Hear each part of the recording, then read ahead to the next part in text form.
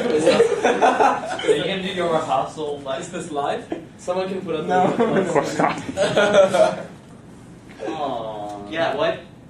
The applause sign must be in there, I right? have a thing, you just organize 24 hours. It's going to be broadcast on Fox. Yeah, they do then. Full world match 24 hours. Okay, so let me know when we're rolling. Yeah. But it is on. It's on. Okay. Welcome to the Pre-talbot seminar, everyone. And if you're watching from home, hello. Today I'm going to give an introduction to spectra, and none of this is going to be new to many of you, but I hope to make the talk entertaining and maybe impart some of my personal intuitions on the subject. So the point I really wish to make is that spectra are to topological spaces as abelian groups are to sets.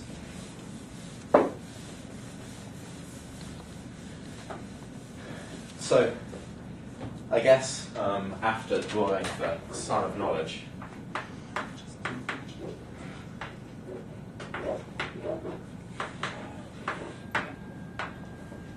I'm going to set up this dictionary, which hopefully I'll remember not to erase. And it's going to be a dictionary between set theory / algebra and topology / state homotopy theory. So the first thing I'll put here is that a set translates to a space. And throughout this talk, I'll be very hazy about what I mean by space. You can imagine me working with your own favorite category of spaces. So this dictionary will be built up as the talk progresses.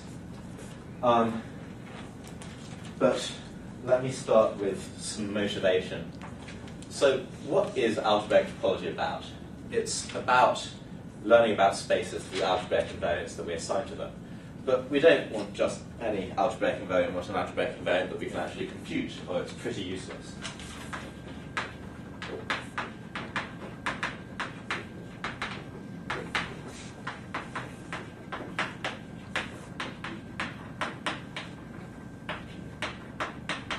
So,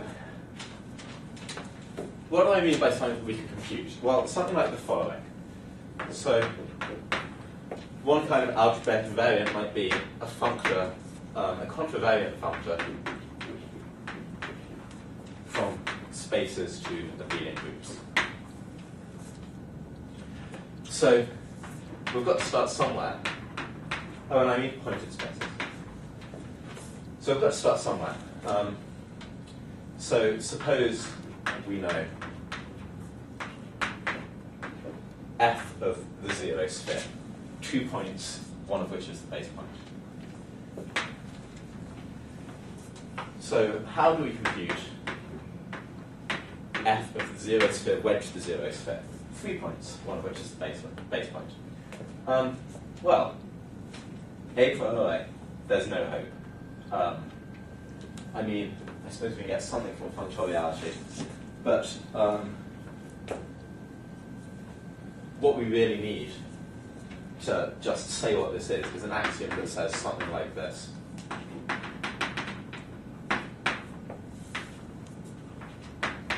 F of the wedge of x and y is isomorphic to the direct sum of f of x and f of y.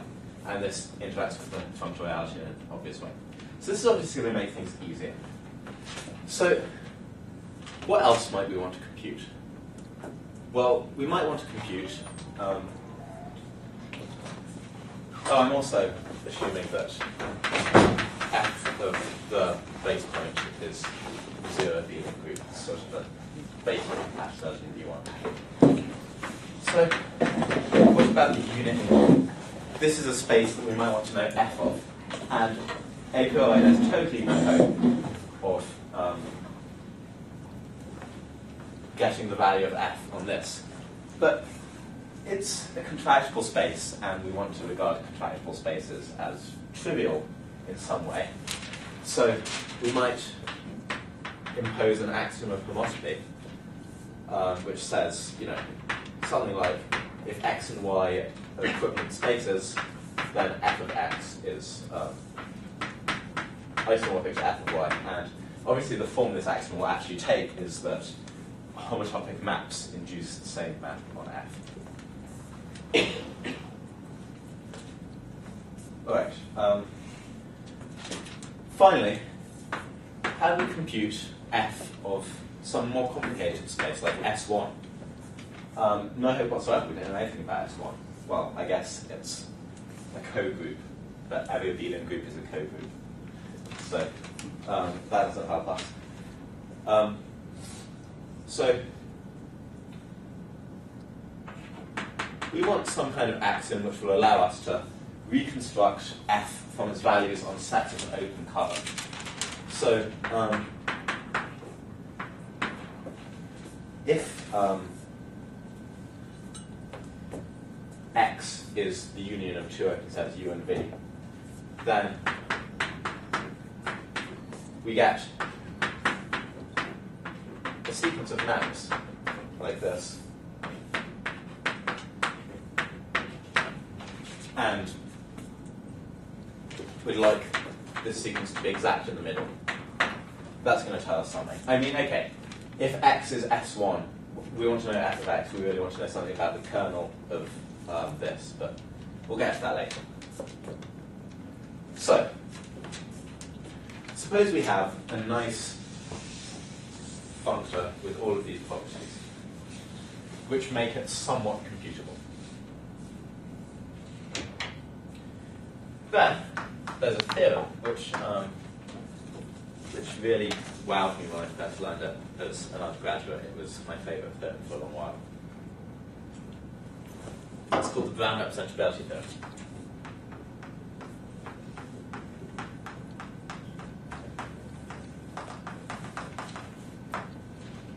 So if these axioms are satisfied, modulo some extra technical things, there's probably some connectedness stuff. Then f is representable in that there's some space such that f is isomorphic to the functor of homotopy classes of maps into that space. Okay, great, so let's have some examples of this. One functor that satisfies these conditions is the ith ordinary cohomology with integral coefficients. And that's represented by the Eilenberg-MacLean space KZN, which is characterized by the fact that it only has one non-zero homotopy group, and that's Z in degree n. Another functor which satisfies all of these axioms is the functor K0, which takes a space, and I won't write it out, but it gives you the group whose elements are, well, we start with the additive monoid of vector bundles on that space, and then take the group completion. That's K0, and it turns out to be contravariantly functorial and satisfy all these axioms. And it's representable by this space BU cross set. Okay, that's great. So it turns out that if we want to talk about algebraic invariance of spaces, somehow we're just talking about spaces. Of course, there are going to be some spaces with some very special properties. Not every space has the property that maps into it functorially from an abelian group, but this is a start. So, I didn't realise I was writing on the backboard. Oh well, this is about to get obscured. I'm sorry, goodbye. It's been recorded for the ages, Saul. Alright. So, this alone doesn't, I lied here. This tells us something about f of S1, but it doesn't actually let us get f of S1. In order to get that, we need to be able to extend this exact sequence to the left. So, let's impose an additional axiom. Let's rename f f0. And let's impose the axiom that we can extend this sequence indefinitely to the left and right in a cyclical manner as follows. So we start with this f0 of x to f0 of u plus f0 of v to f0 of u intersect v. And all we know so far is that this is exactly in the middle. But suppose that we can extend the exact sequence to the left as follows. We can put f minus 1 of u intersect v here, and then we can just replicate this sequence. So f minus 1 of x goes here, and so on.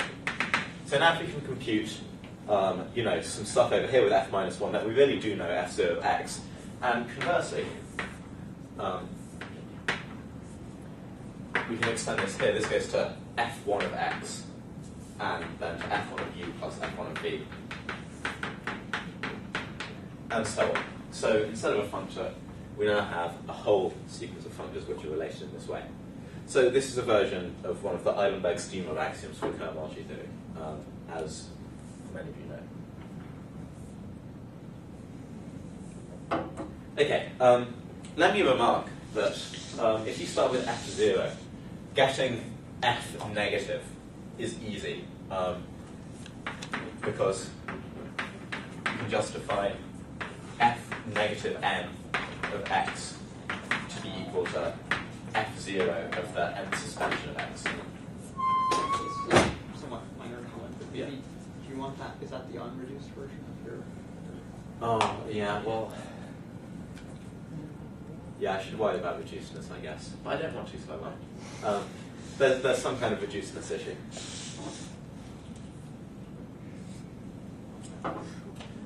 So this is a perfectly good definition of f minus n. But extending to positive n is certainly not automatic. In fact, it's a lot harder. Because you can't just take negative suspensions of a space, obviously. And here's what having positive n's buys you.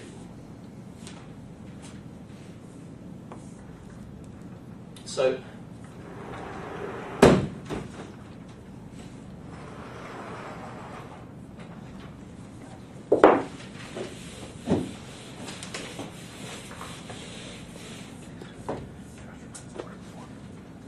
given any space x, we can write the suspension of x as the union of two copies of the cone on x. Both these are contractible, and their intersection is x. So this long exact sequence collapses into isomorphisms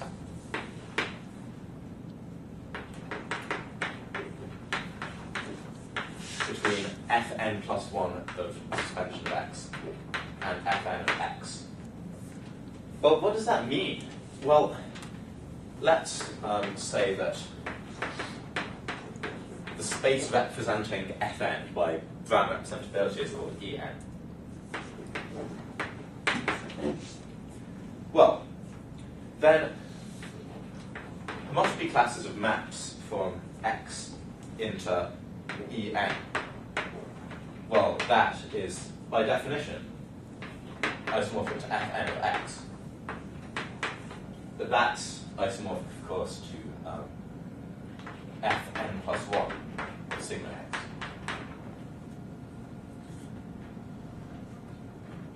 And I suppose I'll continue on the next board. This board work isn't really fit for video, but you'll have to make do.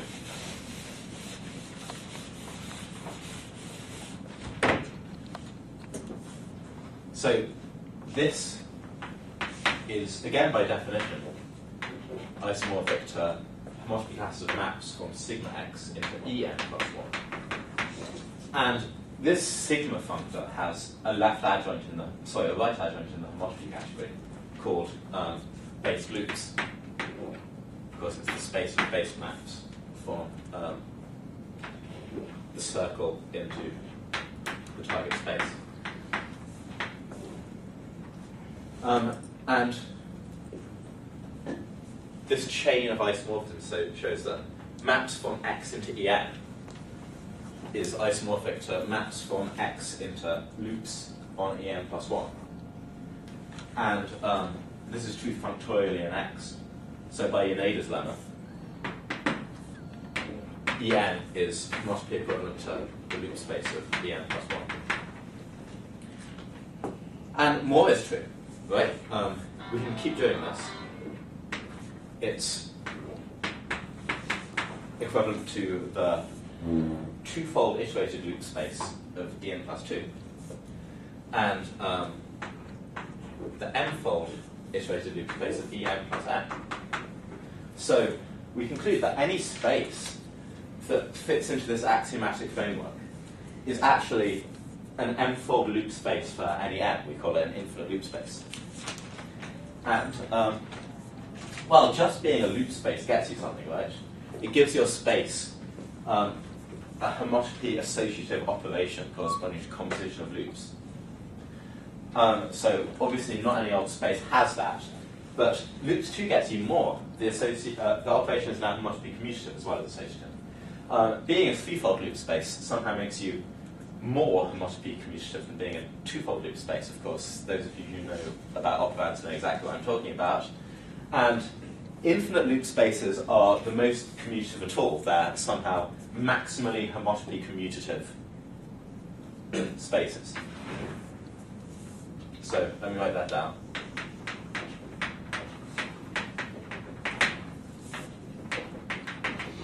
Because it's important.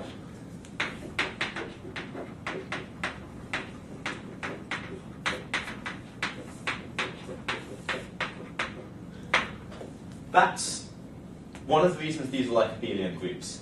They satisfy the strongest homotopy invariant form of commutativity that you can formulate.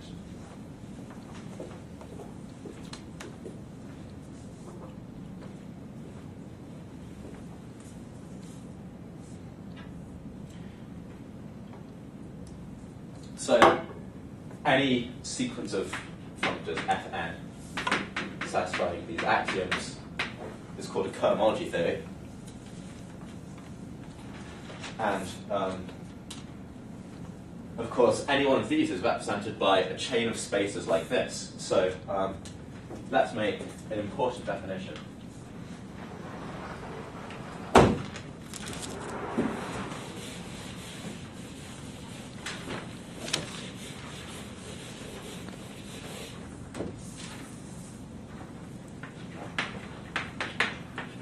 Omega spectrum is one of these things. It's a sequence of spaces En, one for each natural number, I guess including 0. And you've got to have homotopy equivalences from loops xn plus 1 to xn the other way. Of course, you can always find an essential inverse.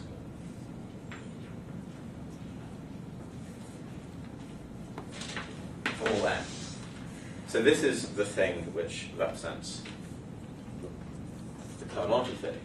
And of course, one straightforward example of this is integral cohomology, because you do have one of those for each I, and they fit together into these long exact sequences, and so they form an omega spectrum called Hz, with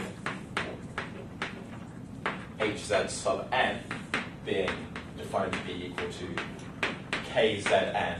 And of course, you know, any choice of a Kzn, because it's only well defined up to homotopy equivalence, and the loop space of any Kzn is of course equal to Kzn plus 1, n minus 1. Okay. So, at this point, let me formally engrave what I said in the beginning into my dictionary.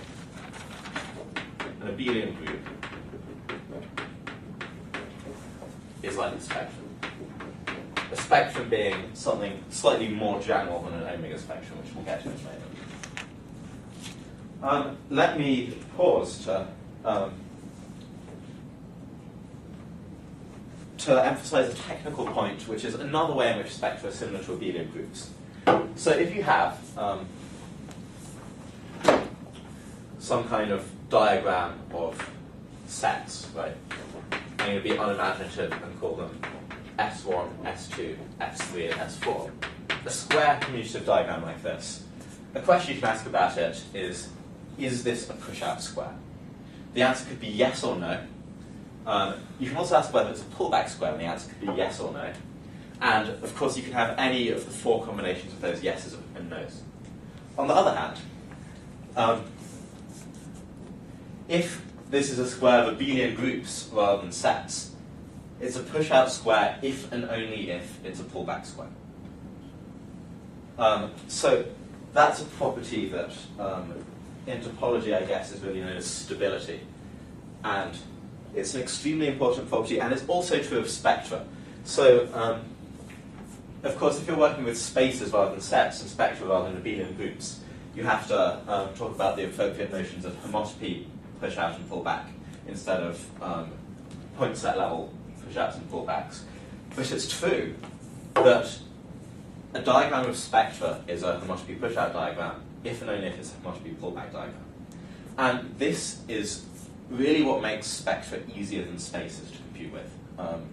This is why stable homotopy groups are easier than unstable homotopy groups. It's the real technical reason. So when you said that for abelian groups, you want some sort of surjectivity, or you could make S4, you could add... Oh, yeah, there's maybe I should have said homotopy push-out diagram of complexes, but that feels like cheating. Yeah, no, it's not quite true, is it? It's truer than it is for sets.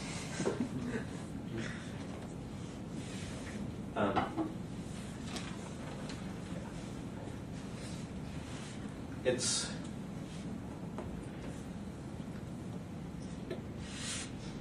what can I say that's really true for abelian groups?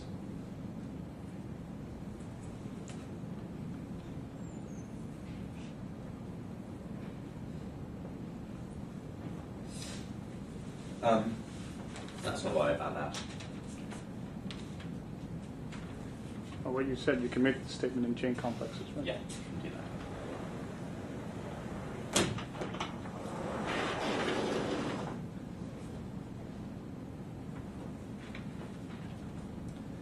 Yeah, I suppose you can say something like, if it's a push-out diagram with some kind of minimality, then it's also a pullback diagram. If you assume S2 to S4 is surjective or something, then it's probably all right. Yeah, exactly. If you have injectivity of the top and left morphisms and surjectivity of the right and bottom morphisms, then what I said is literally true.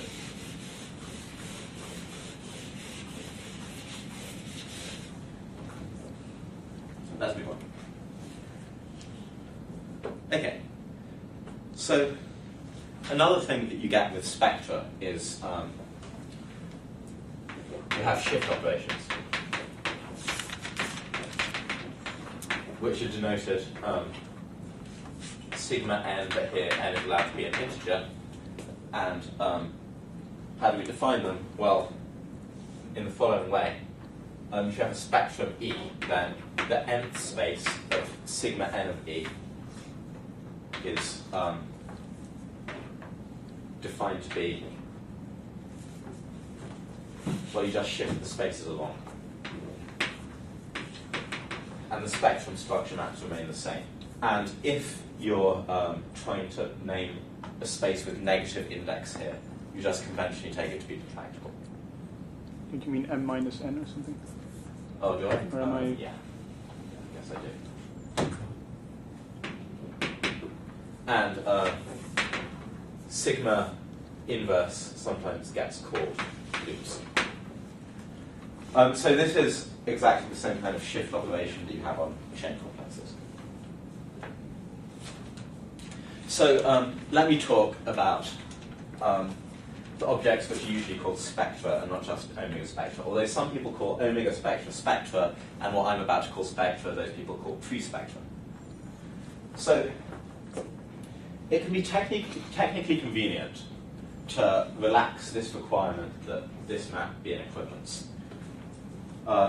You could just ask for a map. Then you'd have some spaces which were sort of linked together in this way, but in a little bit of a more casual manner.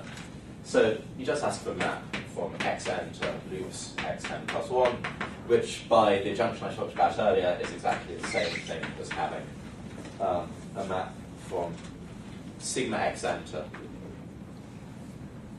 xn plus 1. I guess I actually changed the letter notes to make things good. Let me use e's instead of x's.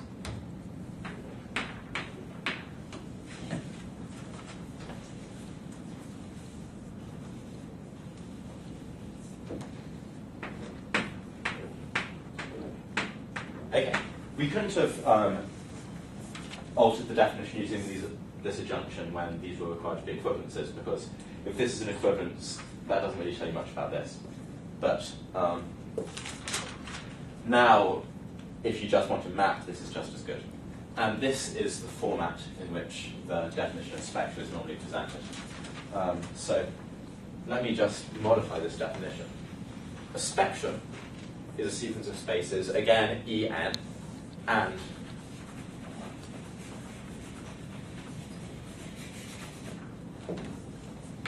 we've got the structure maps from sigma En to En plus 1.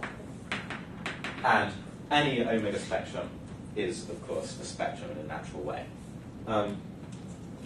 So this might seem to be a much weaker definition, but I'll show you in a moment why it isn't really. But let me give you a couple of examples of this first. So the most important example of a spectrum is the sphere spectrum, which I denote blackboard bold S, which is not to be confused with the sign that denotes the coin of the realm. And it's called the sphere spectrum because it's made of spheres. I like to just call it the sphere, because I talk about it a lot. But its nth space is just a sphere of dimension n, and of course, there's an obvious map from the suspension of Sn to Sn plus 1, because the suspension of Sn is Sn plus 1. Okay, and where does this fit into the dictionary? It's the analog of the abelian group Z.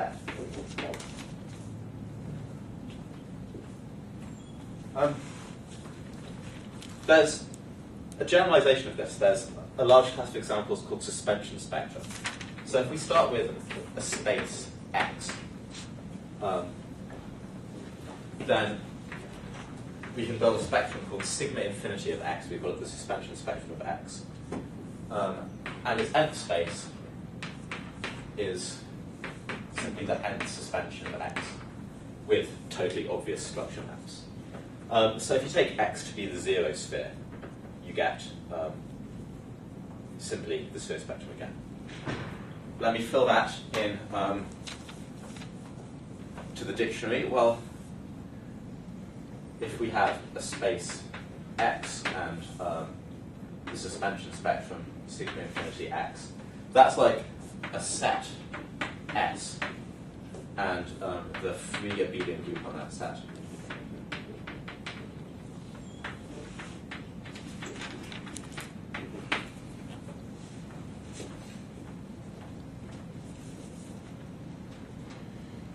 Right.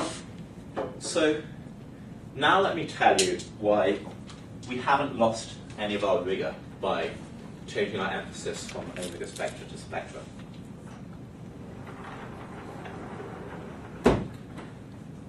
So one thing I didn't mention when I was talking about omega spectra, which is kind of obvious, is that they form a category. They even form a topological category. The amorphism of omega spectra is just a morphism of sequences of spaces that commute with all the structure maps. A morphism of spectra, well, it's not just a morphism of sequences of spaces which commute with all the structure maps. When you weaken your definition, you also have to weaken your criteria for a thing to be a morphism.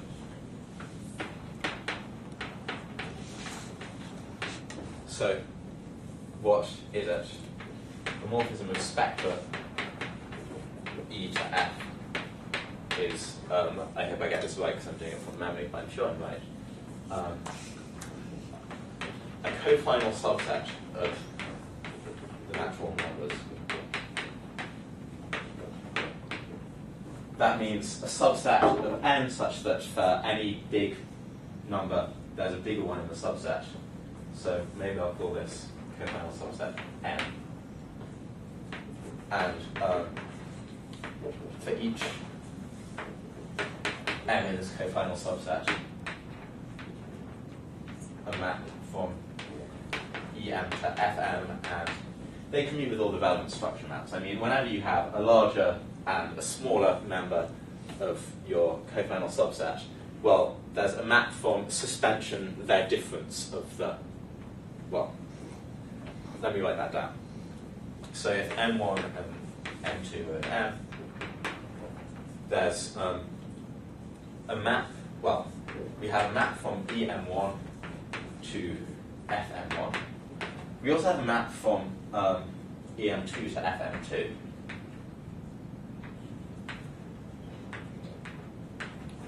And of course, this map from EM1 to FM1 gives a map from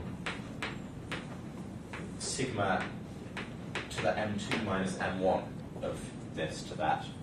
And there's spectrum structure maps like this. We require this diagram to commute whenever it can, whenever it's defined. So I'm not sure whether you're planning to invert morphisms or not, but I guess I was under the impression that you also had to look at cofinal subcells, or you might sort of run into a problem. Oh, yeah. Okay, I didn't quite get it right. Well, thanks for pleasing me.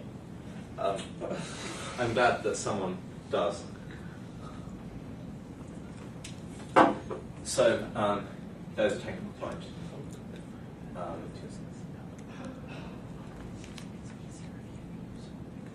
So I can't think of an example off the top of my head, but well, so there's an example. If you have any map from BG to a finite complex, then that's null homotopic. So I think if you want to, if you have, let's say, an Eilenberg-MacLane spectrum, a K, and you want to represent that as a, let's say you represent it as a spectrum as a pre-spectrum, or the second definition of spectrum, where all the spaces are, say, finite CW complexes, and then let's say you represent it as an omega spectrum, then the two spectra are equivalent, but you can't realize the map, the equivalence between them.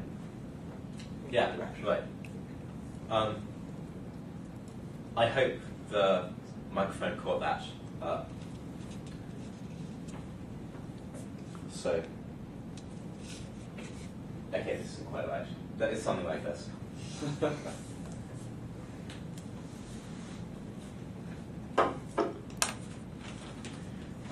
But I think you're all right when E is,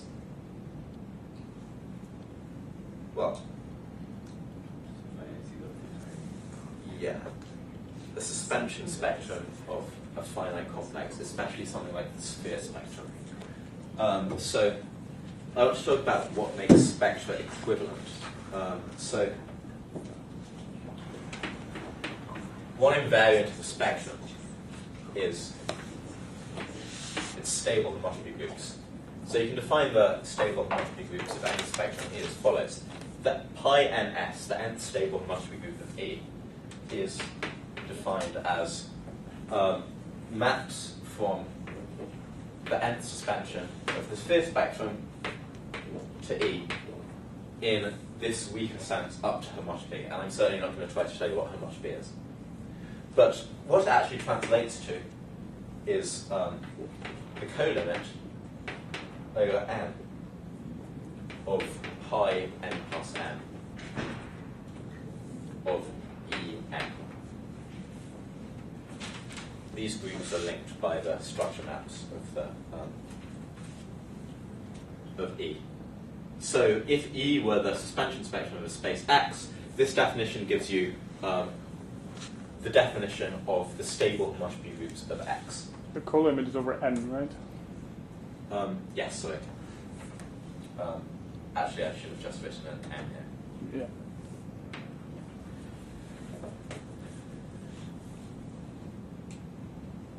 Right. So when is a map of spectra an equivalence?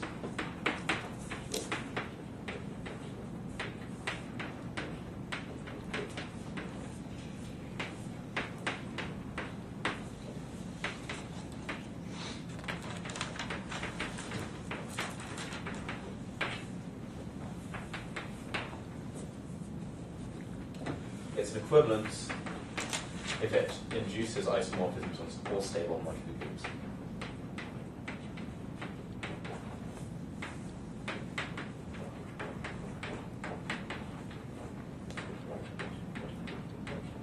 I should remark that this makes perfect sense for negative n. So spectra can and do have stable homotopy groups in negative degree. And, of course, you've got to insist that you induce isomorphisms on those as well.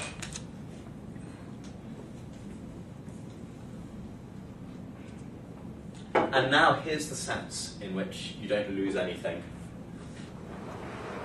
by talking about these more general spectra.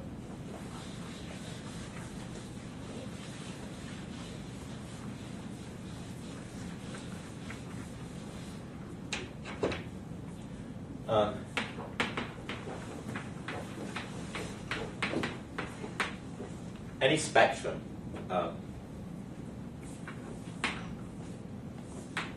is equivalent as spectra to the omega spectrum E prime defined by, well, what's the nth space of E prime? Well, we just sort of force it to become an omega spectrum in the most direct way possible. So the nth space of E prime is going to be the colimit. It's going to be a similar thing to this.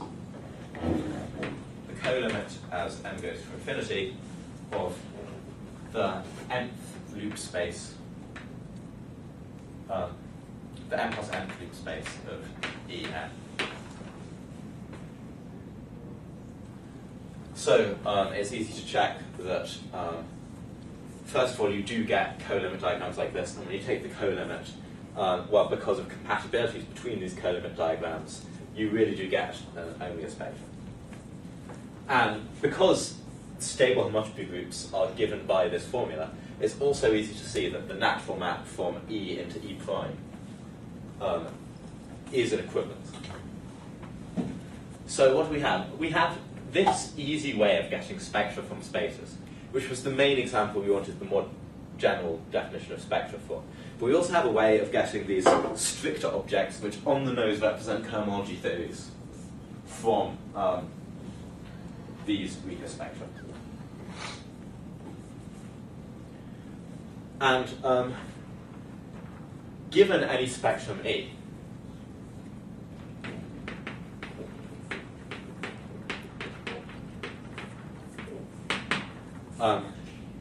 there's a functor called the zeroth space functor, which I'm only really mentioning because I want to put it in the dictionary. It's denoted loops infinity.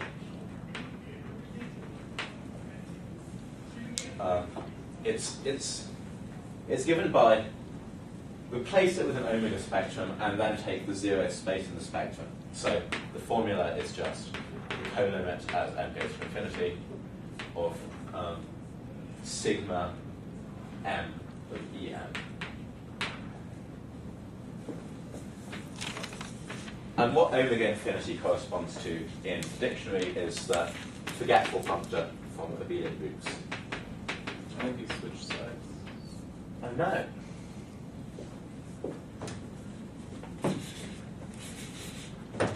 X. It's the forgetful functor from abelian groups to sets.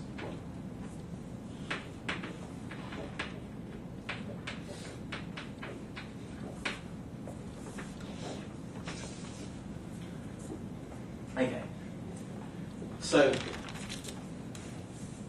now I just want to finish off this dictionary.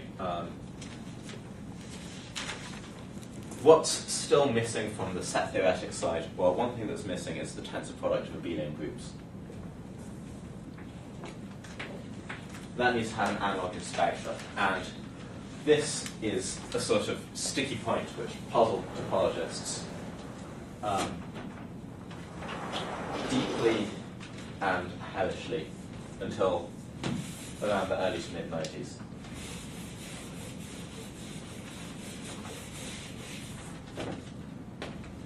So the analog of the tensor product is what's called the smash product of spectra.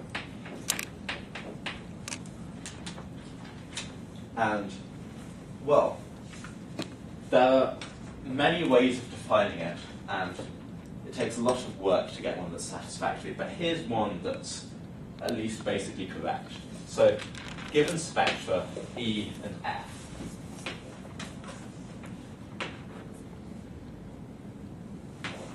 the spectrum E smash F may be defined as follows. Nth space is equal to the smash product of spaces of E sub L of n and F sub n minus L of n.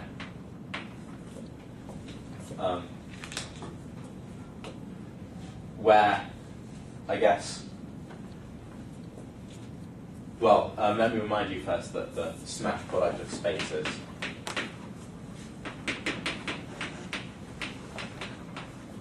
is given by their product modulo the wedge of x across the base point of y and the base point of x across y.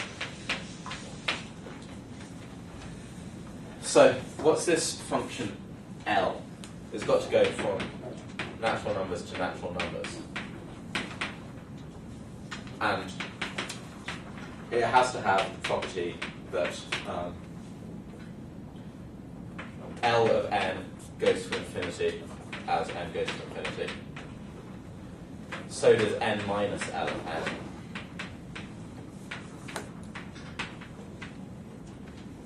And I guess L of n plus 1 is equal to L of n, or L of n plus 1. So Akira can tell me whether this is a correct definition.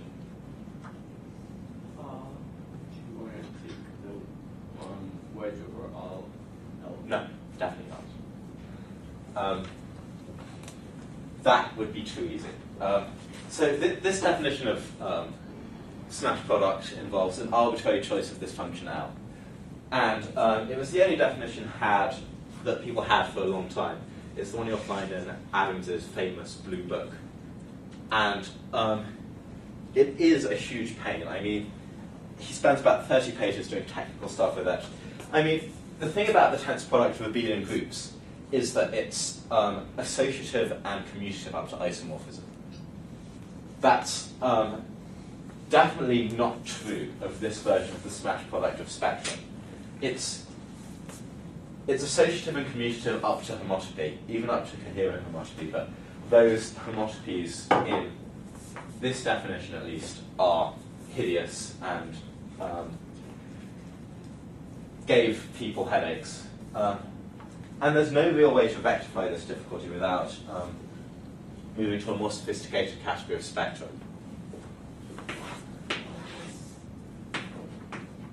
So what people needed was an associative and commutative up to isomorphism, not some hideous suits of homotopies.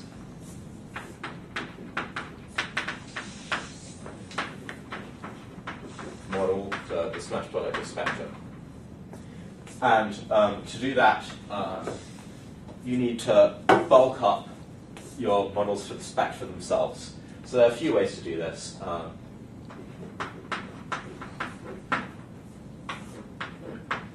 You can use symmetric spectra, which I find quite tasteful, which you can read about in Stefan Schrader's book.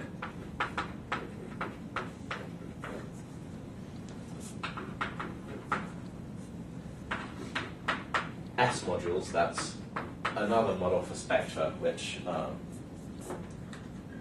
are, at least to me, barrels of mystery wrapped in infinite sequences of enigmas. Or you can sort of make the problem go away by working in the setting of infinity categories, where these sorts of difficulties are irrelevant at the cost of making a bunch of things that ought to be trivial much more difficult. Okay, so good versions of these functors do exist, but they're quite hard to get at. But tensor products with abelian groups are, of course, extremely important because they're what allow us to define rings. So if you'll allow me to continue this dictionary into another column, although I think this is the last entry.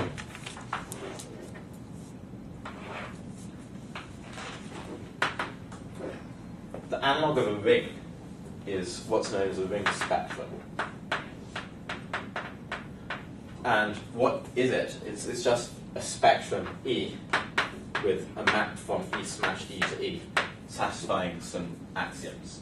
Just like a ring is an abelian group R with a map from R tensor R to R, satisfying some axioms. And, of course, the place of S in this dictionary indicates that S smash E is canonically equivalent to E, and that's true.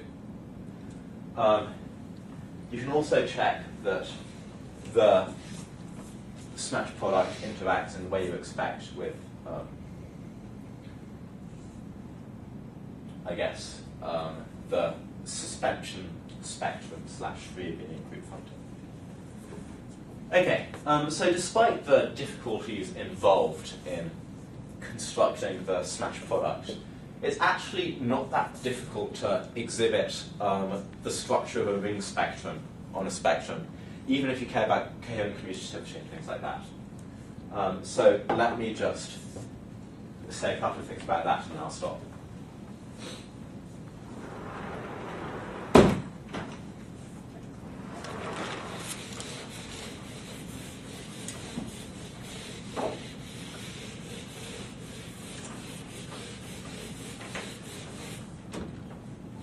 So, given a spectrum E, how do we exhibit a ring structure on E?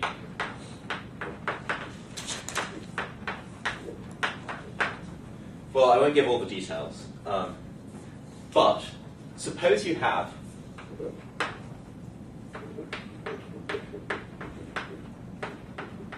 maps from En smash En to En plus n, this kind of product of spaces again, for all n and m, and these are appropriately compatible with the structure maps of the spectrum and associative in the obvious sense, at least up to homotopy.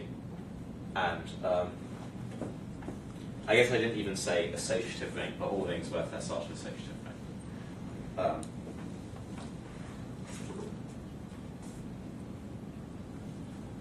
Let's not worry about commutativity today. Well, then you're a winner. Because you've just given a map from any model of this sort for the smash product of E with itself to E.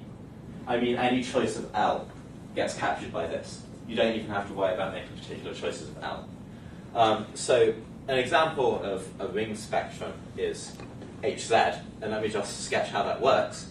What you want is, for every M and N, maps from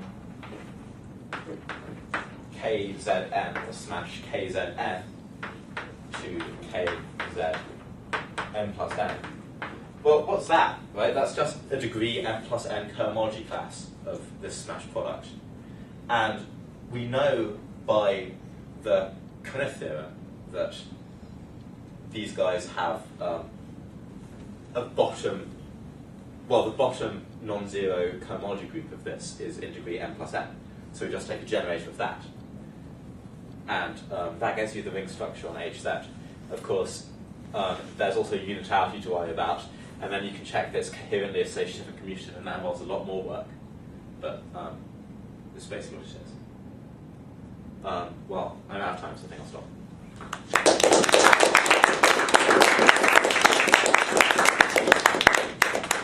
Any questions from anyone?